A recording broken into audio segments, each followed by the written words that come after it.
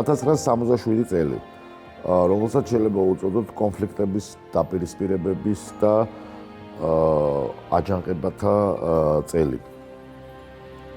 25 იანვარი მოსკოვში 70-მდე ჩინელმა სტუდენტმა წითელ მოედანზე საპროტესტო აქცია მოაწყო, რის შემდეგაც საბჭოთა მთავრობამ ისინი ჩინეთში გააძევა. მეორე დღეს ამის საპასუხოდ ჰუნვეიბენებმა პეკინში საბჭოთა საელჩოს ბლოკირება მოაწყვეს. ჰუნვეიბენები ჩინურიდან თარგმნოთ ნიშნავს წითელ მცველებს. ლაპარაკია ჩინური რევოლუციის ავანგარდზე, რევოლუციურ ავანგარდზე, რომელსაც ძირითადად წარმოადგენდა საკმაოდ რადიკალური აგრესიული ახალგაზრდობა. 6 თებერვალი ამ მოვლენების გაგრძელება ჰუნვეიბენებმა საბჭოთა სავაჭრო წარმომადგენლობა დაიკავეს. რამდენიმე დღის შემდეგ კი ჩინეთის ხელისუფლებამ ოფიციალურად გამოაცხადა, რომ საბჭოთა დიპლომატების დაცვას ის შეძლებდა მხოლოდ საელჩოს ტერიტორიაზე. ფაქტობრივად ყველაფერი მიდის დიპლომატიური ურთიერთობების გაწყვეტამდე და რაც საბოლოოდ რაც ესეც დაგვირგვინდება უკვე ნამდვილად ჩიხში შესული ურთიერთობები. 6 მარტი სტალინის ქალიშვილმა სვეტლანა ალილუევამ დელიში ამერიკის საელჩოს მიმართა პოლიტიკური თავშესაფარის მოთხოვნით. ეს რა თქმა უნდა ძალიან სერიოზული დარტყმა აღმოჩნდა საბჭოთა ხელისუფლებისათვის. თან მით უმეტეს ხრუშჩოვის გადადგომის შემდეგ, როდესაც უნდა ითქვას, რომ მაინც იყო ცდა დროდადრო სტალინის, რასაც მაშინ ესე უწოდებდნენ, სტალინის კულტის აღდგენა, ან სტალინის რეაბილიტაცია. ამ თვალსაზრისით ალილუევას წასვლა, ემიგრირება, ან ესეთი პოლიტიკური თავშესაფარის მოთხოვნა რადიკალური სახით ამერიკის შეერთებულ შტატებში, საბჭოთა კავშირის მთავარ ოპონენტ ქვეყანაში იყო. თქონდა ეს ძალიან სერიოზული დარტყმა იყო. ალილუევამ რაღაცნაირად შეძლო ეს თავის კონვერტირება, მან დაწერა წერილების სახით ესეთი წიგნი, ფაქტობრივად არის მოგონებები სტალინზე, დეიდაზე, გარემოცვაზე, გარემოზე, კულტურულ კონტექსტზე, პოლიტიკურზე როგორც იზრდებოდა. რა თქმა უნდა, ამ ყველაფერმა ნამდვილად არ შეძინა რამე დადებითი საბჭოთა კავშირის იმიჯს, როგორც დღეს იტყვიან, და სტალინის იმიჯს. ყოველ შემთხვევაში უნდა ითქვას, რომ თუ დღევანდელი გადასახედიდან გადავხედავთ ამ ყველაფერს, რომ ალილუევას ემიგრაციამ, რა თქმა უნდა, თავისი წვლილი შეიტანა საბჭოთა კავშირის იმიჯის გაფუჭებაში. 8 აპრილი დაიწყო ეგრეთ წოდებული კვიპროსის კონფლიქტი ბერძნებსა და თურქებს შორის. ლაპარაკია იმაზე, რომ კვიპროსის მოსახლეობა მოგეხსენებათ ორი ნაწილისაგან შედგება, ეს არის ბერძნული ნაწილი და ეგრეთ წოდებული თურქული ნაწილი. აქ არსებობს სხვადასხვა მოსაზრებები მათი ეთნიკური შემადგენლობის შესახებ. რა თქმა უნდა, თავისი არსით ეს წარმომავლობით რელიგიური კონფლიქტია მართლმადიდებლებსა და მაჰმადიანებს შორის. და ცხადია, რომ ეთნოგენეტიკურად ეს მოსახლეობა გარკვეული აზრით ჰომოგენური იყო გარკვეულ პერიოდამდე. იყო რა თქმა უნდა ეთნიკური თურქების ნაწილიც, მაგრამ ეთნიკურ თურქებს მიემატა ასევე გამაჰმადიანებული ბერძნებიც. ასეა თუ ისეა, მთავარი მომენტი არის ის, რომ ეს დღემდე არის ძალიან სერიოზული თემა ის, რომ ეს არის კონფლიქტი ნატოს ორ ქვეყანას შორის და დღევანდელი გადასახედიდან, რა თქმა უნდა, ეს არის არა იმდენად რელიგიური, რამდენად ნაციონალური კონფლიქტი. ყოველ შემთხვევაში 1967 წელს კონფლიქტი საბოლოოდ გამოიკვეთა, ის გაგრძელდება და საბოლოოდ, როგორც ვიცით, დამთავრდება ორი კვიპროსის შექმნით, ბერძნული კვიპროსის და თურქული კვიპროსის. თუმცა ეს უკანასკნელი არ აღიარებულ სახელმწიფოთა რიცხვს მიეკუთვნება. 1 ივნისი გამოვიდა ბითლზის ერთ-ერთი ყველაზე უფრო ცნობილი ალბომი, რომლის სათაურიც ქართულად ალბათ ესე შეიძლება ითარგმნოს სერჟანტ პეპერის მარტო სულთა კლუბის ორკესტრი.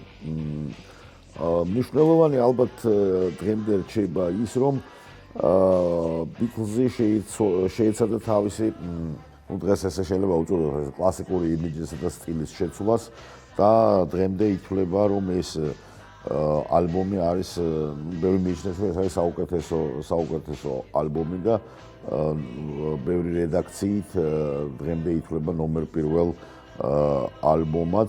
აქ მოხდა ბევრი რამ საინტერესო ეს ისეთი რაღაცები რაც მაშინ უბრალოდ აღწერის ენაც კი არ არსებობდა ესეთი იმიჯის კორექცია მაგალითად მართლაც ახალი პერსონაჟების, ფიქციური პერსონაჟების შემოყვანა, მერე უკვე არსებული ამპლუების გაცვლა დაუშვათ ასე შემდეგ. სწორედ ამ ალბომის შემდეგ გამოდის ანიმაციური კლიპი ყვითელი წყალქვეშა ნავი, რომელიც ასევე, თქვათ ასე, არა მარტო ბიტლზის შემოქმედებაში საზოგადოდ ამ პოპულარული მუსიკის სფეროში ახალი სიტყვაა. Eleanor Rigby picks up the rice in the church where a wedding has been. Lives in a dream, waits at the window. 5 ივნისი 6 დღიანი ომის დასაწყისი. 10 ივნისი შესაბამისად 6 დღიანი ომის დასასრული. და მნიშვნელოვანი რა არის, რომ სწორედ ამ კონფლიქტის შემდეგ საბჭოთა კავშირმა გაწყვიტა დიპლომატიური ურთიერთობა ისრაელთან. ეს არის ძალიან ესეთი სენსიტიური მომენტი, რომ იტყვიან. გოლდა მეიერი წლების შემდეგ თავის მოგონებებში წერს, რომ დღეს თუ გავიხსენებთ, ეს ხდება ისრაელის დაფუძნების მე-20 წლის თავზე. და ისრაელის დაფუძნებაში, როგორც მოგეხსენებათ, საბჭოთა კავშირს ლომისწილი მიუძღვის, მაშინ როდესაც 6 არაბულმა ქვეყანამ ომი გამოუცხადა ისრაელს დაფუძნებისთანავე, მხოლოდ საბჭოთა კავშირიდან შედიოდა იარაღი იუგოსლავიის გავლით ისრაელში. ამერიკის შეერთებულმა შტატებმაც კი ემბარგო დაადო იარაღის შეტანას. როგორც გოლდა მეირი აღნიშნავს, აი სწორედ ამ 72 წელს არის გამოსული მისი მოგონებები ამ 6 დღიანი ომის შემდეგ, როდესაც მოყოლებული აქედან საბჭოთა კავშირი პერესტროიკამდე ისრაელსა და საბჭოთა კავშირის შორის დიპლომატიური ურთიერთობები არ არსებობდა და ძალიან ცივი ურთიერთობები იყო ეს თქვა ეს მას ნიშნავს არაფერი არ თუ ადამიანმა. აი გოლდა მეირი სწორედ აღნიშნავს, რომ აი დღეს ხო ესეთი წარმოუდგენელი არის, რომ მაგრამ რომ არა საბჭოთა კავშირის მაშინდელი დახმარება ისრაელს საერთოდ არ იარსებებდაო. მოკლედ ეს დიპლომატიური ურთიერთობების გაწყვეტა ძალიან სერიოზულად აისახა საბჭოთა კავშირზეც, იმიტომ რომ მოგეხსენებათ, საბჭოთა კავშირში ებრაული წარმოშობის მოსახლეობა საკმაოდ დიდ როლს ასრულებდა და დღემდე რუსეთშიც ეგრეთ წოდებული ებრაული დიასპორა დიდ პოლიტიკურ და კულტურულ როლს ასრულებს, ასე რომ ამას მოყვა ძალიან ისეთი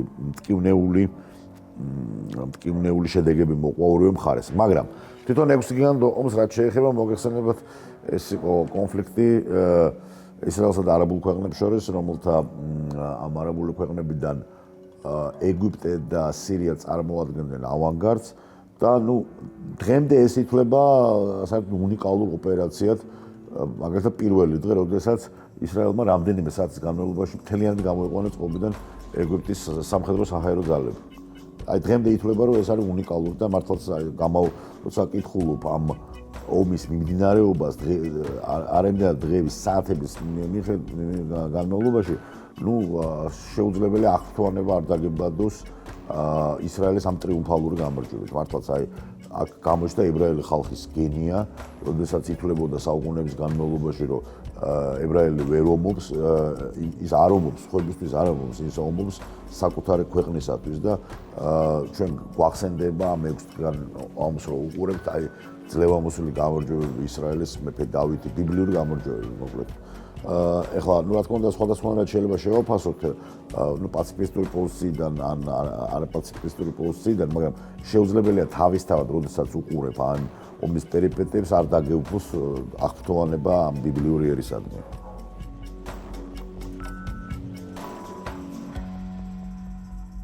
ოთხი ივლისი ძალიან საინტერესო ფაქტი, ისეთი იდეოლოგიურად ძალიან მნიშვნელოვანი თანამედროვე თუ შეიძლება ასე ითქვას დასავლური ცივილიზაციისთვის რომელსაც შეიძლება სწორედ ეს გლობალური ლიბერალიზმის ან გლობალური მატერიალიზმის კულტურა უწოდოთ.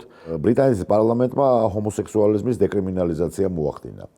როგორც ხედავთ და იყო მანამდე რამდენიმე ძალიან საინტერესო ფაქტი იყო ამ თვალსაზრისით, დასავლეთის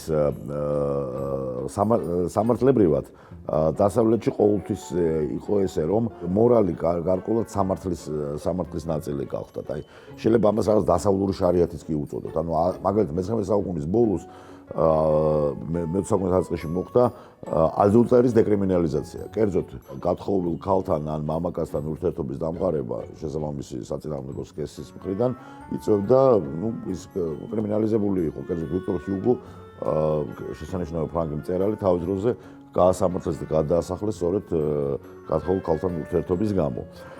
მოკლედ, როდესაც ხდება აი ესეთი მორალური საკითხების დეკრიმინალიზაცია და დასავლეთში ხდება ის, რომ ფაქტურად მორალი, სექსუალობა და მორალი საერთოდ ცილდება ხოლმე ერთი მეორეს და აი სწორედ ერთ-ერთი ესეთი საინტერესო მომენტი არის აი ამ გზაზე ჰომოსექსუალიზმის დეკრიმინალიზაცია, რომელიც შემდგომში გამოიწვევს სწორედ იმ LGBT ახალი კულტურის ჩამოყალიბებას, რომელიც გლობალური ლიბერალიზმის განუყოფელი ნაწილია და რომელიც ესე უპირისპირდება ქრისტიანულ მორალს დღეს. 15 აგვისტო მარტინ ლუთერ კინგმა ამერიკის შეერთებულ შტატებში აფროამერიკელებს საყოველთაო დაუმორჩილებლებისაკენ მოუწოდა. ეს რა ფონზე მიდის? მიდის აფროამერიკული აჯანყებებისა და გამოსვლების ფონზე, მიუხედავად იმისა, რომ წინა წელს ლინდონ ჯონსონმა ხელი მოაწერა უფლებადაცვით ბილს საყოველთაო უფლებების და მათ შორის აფროამერიკელების უფლებების შესახებ, მიუხედავად ამისა, კიდევ უფრო დაიძაბა სიტუაცია და ლუთერ კინგმა სწორედ რადიკალური ნაბიჯი გადადგა. ის საერთოდ უნდა ითქვას, რომ მალკოლმ იქსისა და სხვა ისლამური ლიგის აფროამერიკული ისლამური ლიგის სხვა ლიდერებისაგან განსხვავებით, მარტინ ლუთერ კინგი არ გამოირჩეოდა რადიკალიზმით, პირიქით ის სამოქალაქო მშვიდობისა და თუ შეიძლება ასე თქვას ჰარმონიული ურთიერთობების მომხრე იყო, მაგრამ მაინც მოუწია მას ასეთი რადიკალური ნაბიჯის გადადგმა. მთელი წლის განმავლობაში იქნება საკმაოდ დიდი დაძაბულობა ამ თვალსაზრისით და სერიოზული მსხვერპლიც.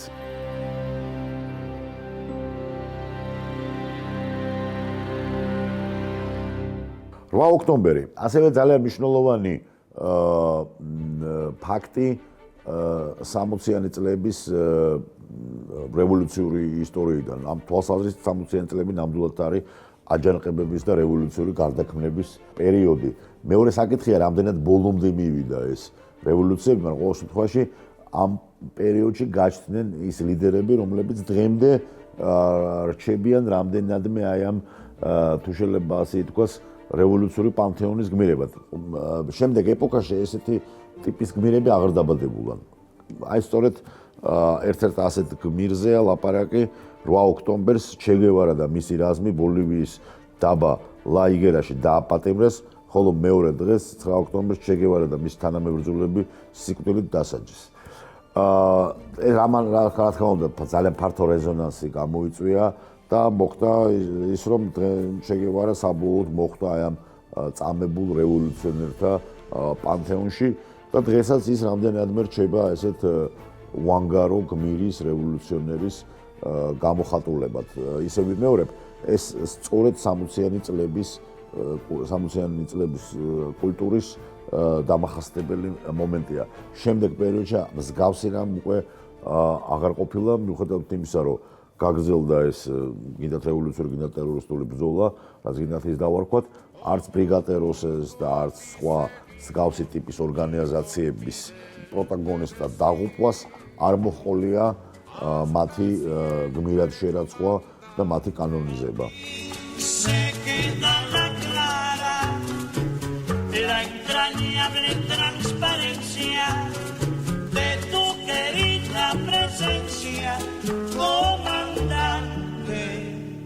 Che Guevara 25 ოქტომბერი კიდევ ერთი ნაბიჯი, კიდევ ერთი ესეთი საინტერესო მომენტი დასავლეთის მორალის ისტორიიდან თუ შეიძლება ასე ითქვას, ბრიტანეთის პარლამენტმა ამჯერად აბორტების ლეგალიზაციის ბილი მიიღო.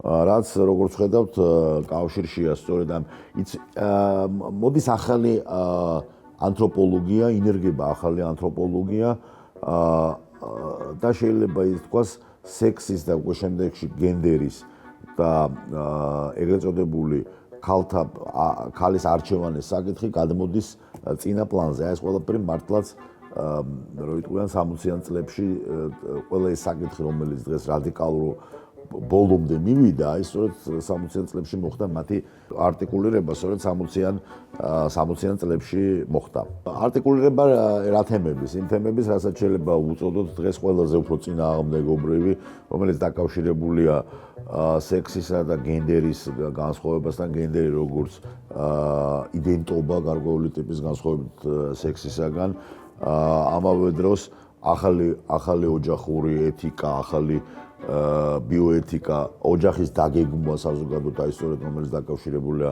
აბორტების თემასთან, მართლაც ამ თვალსაზრისით ეს ეგრეთ წოდებული ახალი ანთროპოლოგიის დაბადება დაკავშირებულია სწორედ 60-იან წლებთან და ამ 25 ოქტომბრის ბილიც არის ერთ-ერთი ეტაპი ამ დაპირისპირებისა. საბოლოო ჯამში, რა თქმა უნდა, ახალი ანთროპოლოგიის დაპირისპირება ქრისტიანულ ღირებულებებთან, რომელიც დღეს როგორც ხედავთ არის უკვე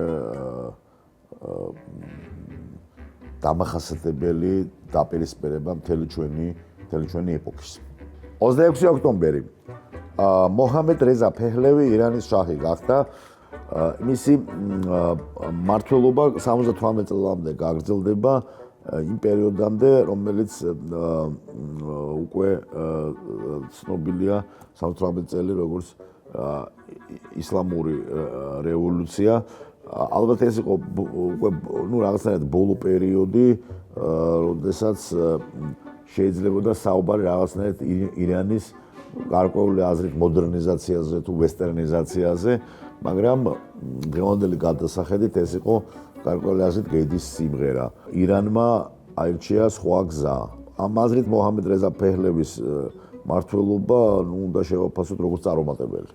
3 დეკემბერი სამხრეთ აფრიკაში მოხდა ძალიან სერიოზული რამ, ქვეყანა რომელიც არის იზოლაციაში თავისი აპარტეიდის რეჟიმის გამო, სამხრეთ აფრიკელმა ქირურგმა, მედიკოსმა კრისტიან ბერნარმა კეიპთაუნში პირველად მსოფლიო ისტორიაში გული გადანერგა. რა თქმა უნდა, ეს იყო შეიძლება ითქვას არანაკლებ რევოლუციური ფაქტი, ვინმე ყველაფერი რა ჩამოთვალეთ. ყველაზე მნიშვნელოვანი არის ის, რომ არ არის შემთხვევითი, რომ მართლაც 21 საუკუნე, როგორც წინასწარმეტყველებდნენ, ბიოლოგიის საუკუნე აღმოჩნდა. ახალი ანთროპოლოგია სწორედ იმიტომ გახდა შესაძლებელი, რომ ცვლილებები იდეოლოგიაში დაემთხვა იმ რეალურ ცვლილებებს ბიოტექნოლოგიებში. აი სწორედ ბიოტექნოლოგიებისა და ახალი ეთიკის ურთიერთშერწყმამ გამოიწვია ის, რომ დღეს ადამიანს ძალუც არა უბრალოდ რაღაც იდეები წამოაყენოს, არამედ განახორციელოს კიდეც. ამ თვალსაზრისით ეს გულის გადანერგვა უნდა განვიხილოთ სწორედ ორგანულ კავშირში იმ ეთიკურ ცვლილებებთან, რაც პარალელურად ხდება დასავლურ სამყაროში.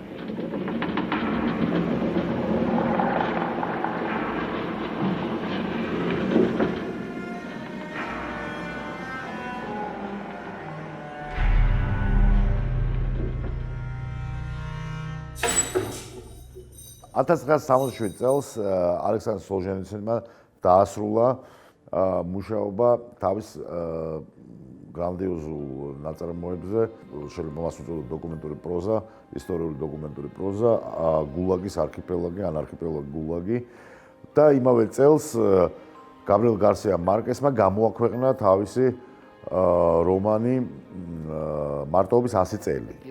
ორივე ეს ნაწარმოები არის ეგრეთ წოდებული opus magnum, ანუ დიადი ქმნილება, რომელმაც წამსვე დიდი აღიარება მოუპოვა როგორც სოლჟენიცინს, ასევე მარკეს.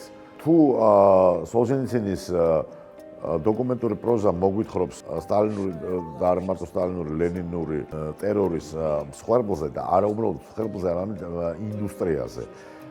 ძალიან საინტერესოა თვითონ სტრუქტურა, როგორ არის დაწერილი ეს ნაწარმოებების ის ერთი ადამიანის ბიოგრაფიის კონკრეტული კერძო ადამიანის ბიოგრაფიულ მატრიცას იღებს. დაპატიმრება, დაკითხვა, ასე შემდეგ. ოღონდ თითოეულ აი ამ ნაწილში არის უამრავი მაგალითი მოთხრობილი, როგორ ხდებოდა ეს ყველაფერი. ანუ მატრიცა არის აღებული თითქოს კერძო პირის, მაგრამ ამაში არის გატარებული მთელი მრავალმილიონიანი მსხვერპლი თავისი სხვადასხვა ვარიანტებით, როგორ ხდებოდა დაპატიმრება, გადასახლება, ეტაპით მიყვანა, შემდეგ კოლონიაში რა ხდებოდა. ანუ აღწერილია მთელი ინდუსტრია და თან ძალიან მნიშვნელოვანი რა არის, რომ ეგ არის ავტობიოგრაფიული თავების, თავისი პირადი მაგალითით, სხვა ადამიანის მაგალითების. გარკვეული თვალსაზრისით შეიძლება ვთქვათ, რომ ეს რა თქმა უნდა არის, რა თქმა უნდა დოკუმენტური პროზაა, მაგრამ თავისი შესრულებით და ამ ფორმით ეს არის მხატვრული ნაწარმოები და ამ აზრით რა თქმა უნდა შეიძლება ვთქვათ, რომ ამ ნაწარმოებში გარკვეული აზრით ხრება კიდევ ზღვარი მხატვრულსა და დოკუმენტურ შორის. ახალი იბადება რაღაც სრულად ახალი ესთეტიკა. რა აახლოებს გაბრიელ მარკესის მარტობის ასწერძას, რომელიც ერთი შეხედვით ფანტაზიის ნაყოფია სოლჟენიცინის პროზასთან. აახლოებს ის, რომ ეს მარტობის 100 წელი არის ერთი შეხედვით თითქოს ევროპული ბილდუნგსრომანის საოჯახო საგის ლათინურ-ამერიკული გადათამაშება, მაგრამ განსხვავებით დაწყებული დიკენსის საოჯახო საგებისაგან გაგრძელებული ბალზაკის და შემდეგ თომას მანის ბუდენბროკების, აი აქ ხდება შემდეგი რამე. რომანი მოგვითხრობს არა გვარის გაგრძელებას, არამედ გვარის დასასრულს და განადგურებას. და ძალიან საინტერესო არის ის, რომ ეს ყველაფერი უკვე წინასწარ აღწერილი წიგნში. წიგნში მელკიადესი, ბოშა მელკიადესის, რომელიც არის ალქიმიკოსი, მისტიკოსი, მას ყველაფერი წინასწარ აქვს დაწერილი. წიგნი, რომელიც მოგვითხრობს სამყაროს დასაწყისს და დასასრულს, არის ბიბლია. ამაზრით მელკიადესის ეს წიგნი, რომელშიც მოთხრობილია მარტობის 100 წელიწადის შესახებ, არის მაკონდოს ბიბლია ამ თვალსაზრისით. ლაპარაკია ქრონოტოპოსზე, სადაც ეს ამბები ტრიალდება, გამოგონილ ქრონოტოპოსზე, მაკონდოზე. მაგრამ ყველაზე მნიშვნელოვანი არის ის, რომ ეს ყველაფერი არაფრით მთავრდება. ანუ გვარი სრულდება და მისგან არაფერი კვალი არ რჩება. ამ აზრით, ეს უგვარტომობა აახლოებს მარკესის ქრონოტოპოსს გულაგის ქრონოტოპოსისაგან. ქრონოტოპოსთან, იმიტომ რომ ჩვენ ხო ვიცით, რომ სინამდვილეში არქიპელაგი გულაგი, რომელიც გვაგზავნის სხვათა შორის ჩეხოვის დოკუმენტურ პროზასთან, კერძოდ ოსტროვ სახალინის კუნძულთან, თავის სახელწოდებით, მაგრამ ჩვენ ხო ვიცით, რომ ეს მეტაფორაა. სინამდვილეში ეს არის სწორედ უნაყოფო, უსაზრისო შრომის და უგვარტომობის ისტორია, რომელიც არაფრით სრულდება და სწორედ ამიტომ არის ყველაზე უფრო დამძრგუნველი, რაც არის გულაგსა და ჰოლოკოსტში, როგორც გულაგისა და ჰოლოკოსტის მსხვერპლნი მოგვითხრობენ. ეს არის ამბავი უსაზრისო, უსასრულო ცხოვრებისა და შრომისა. ეს არის აბსოლუტურად სარელი დრო, რომლის შესახებაც მეორე დიდი ავტორი ამ გულაგის პროზის ვარლამ შალამოვი ამბობდა, რომ ეს არის აბსოლუტურად უარყოფითი გამოცდილება.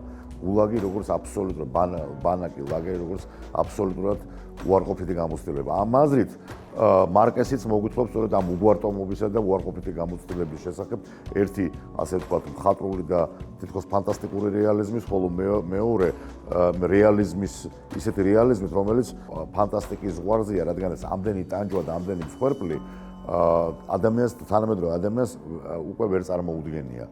შეიძლება ითქვას, რომ ეს 67 წელს ერთი მხრივ გამოქვეყნებული, მეორე მხრივ დასრულებული ეს ორი ნაწარმოები დღემდე განსაზღვრავს ჩვენს თანამედროვე სოფშეგრძნებას, იმ სოფშეგრძნებას, რასაც შეიძლება უწოდოთ ამოვარდნილობა გვარიდან, გვარტომიდან და ყველაზე უფრო მძიმე რამ თანამედროვე ადამიანისთვის, რაც არის ამბავი უსაზრისო ქმედებისა და უსასრულო უსასრულო, უსაზრესო შრომისა, საიდანაც არაფერი გამომდინარეობს. ანუ აბსურდის გარკვეული აზრით აბსურდის მეტაფიზიკა. ის რა თქმა უნდა კამიუს ჰქონდა ამის შესახებ მანამდე მონათხრობი, მაგრამ თუ კამიუ ეს მაინც იყო რაღაცა გარკვეული თუ შეიძლება ასე ითქვას ანტიციპაცია წინასწარ განჭვრეტა სოლჟენიცინისა და მარკესიც ამის შესახებ გვიყვებიან როგორც თავის შინაგან რეალისტურ გამოცდილებას, რაც უნდა პარადოქსული იყოს.